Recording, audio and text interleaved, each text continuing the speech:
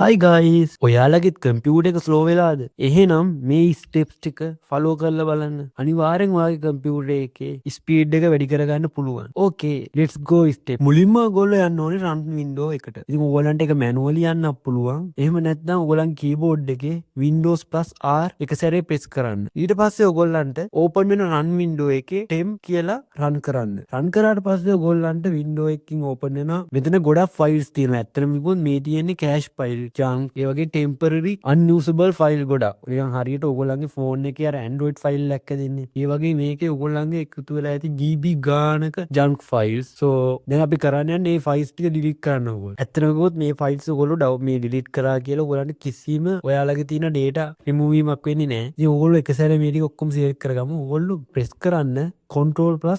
ඔයගොල්ලෝ ඔක්කොම ටික select කරගත්තට පස්සේ ඒ ටික delete කරන්න. ඔයගොල්ලෝ delete කරන්න යද්දි files ටික delete කරන්න දෙන්නේ නැහැ. ඒ ටික skip කරන්න. all දීලා skip කරන්න, delete කරන්න. ඊළඟටත් කලින් ගියා වගේම Windows +R press කරලා run window එකට යන්න. එතන ගිහිල්ලා type කරන්න %temp%.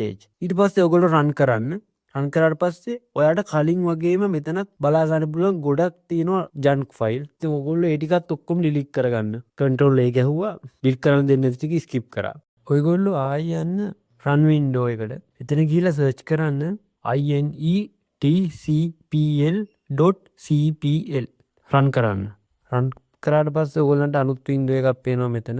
ඔයගොල්ලෝ යන්න connections වලට. ගිහිල්ලා LAN setting වලට යන්න. ඔයගොල්ලන්ට එතන බලා ගන්න පුළුවන් automatically detect settings කියලා තියෙනවා. එතනින් ටික් එකක් දාන්න. ඒ වගේම proxy servers වල proxy වල මොනවා ටික් එකක් තියෙනවා ඔයගොල්ලෝ ඒක අයින් කරන්න.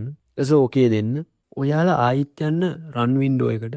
ගිහිල්ලා search කරන්න clean mgr run කරන්න. run කරාම ඔයගොල්ලන්ට pop up window එකක් පේනවා. ඒකෙත් okay දෙන්න. ඕකේ දුන්නට පස්සේ ඔයගොල්ලන්ට pop up window එක බලා ගන්න පුළුවන් disk cleanup OS කියලා. ඉතින් ඔයගොල්ලන්ට මෙතනින් බලා ගන්න පුළුවන් junk file, temporary cache files. මෙතන තියෙන ඔක්කොම ඔයගොල්ලෝ ටික්ස් ටික දාගෙන යන්න. ඔක්කොම ටික්ස් ටික දාලා ඕකේ දෙන්න. ඕකේ දුන්නට පස්සේ අහනවා are you sure want to permanently delete these files? ඔයගොල්ලෝ මෙතන දෙන්න delete files.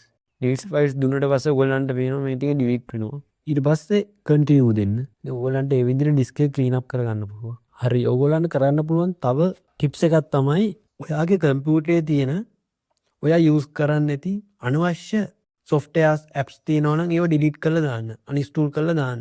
ඔයගොල්ලෝ යන්න settings වලට apps වලට යන්න. ඊට පස්සේ install apps වලට යන්න.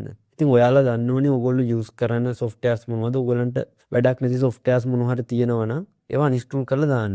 යම් තාවට ඒකෙන් ඔයගොල්ලන්ගේ අනවශ්‍ය programs run වෙන එක අඩු වෙනවා. එතකොට ඒක RAM එකට වගේම CPU එකට හොඳයි. ඔයගොල්ලෝ කලින් ස්ටෙප්ස් එකේදී දකින්න ඇති මම රීසයිකල් පින් එකේ තියෙන ෆයිල්ස් ඩිලීට් කරලා දැම්මා. ඉතින් ඔයගොල්ලෝ හැම වෙලෙම රීසයිකල් පින් එකේ මේක හැම වෙලෙම ක්ලීන්ව තියාගන්න ඔය බලා ගන්න. ඉතින් ඒකත් එක හොඳ ස්ටෙප් එකක් තමයි ඔයගොල්ලන්ගේ කම්පියුටර් ස්පීඩ් කරගන්න. මොකද ඒක ෆුල් වෙන්න ෆිල් වෙන්න C එකේ ස්ටෝරේජ් එක වැඩි වෙනවා. ඉතින් මේ ටිප්ස් ටික ඔයා ෆලෝ කරොත් ඔයගොල්ලන්ගේ කම්පියුටර් එකේ ස්පීඩ් එක යම් තාක් දුරකට වැඩි කරගන්න පුළුවන්. ඉතින් වීඩියෝ එක හොඳයි කියලා හිතනවා නම් මගේ channel එක subscribe කරන්න. වීඩියෝ එකට like එකකුත් දාන්න.